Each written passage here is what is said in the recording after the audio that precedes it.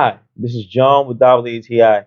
And having pancakes for me is just like going back to my childhood. I didn't get that often, so it was a highlight for me whenever I got this, guys. But this mix, this complete mix by Pearl is just a great mix. So what I did is that I pour over the mix. I tamed them a little bit so I wouldn't get like any funny places going into my pancakes. I add a high level of protein. I always try to keep up with it, and I add a little bit of coconut oil, two eggs in the mix, and milk. I like to do it with milk because water, I don't know, I don't feel it too much. But the sensation, it felt like a cake.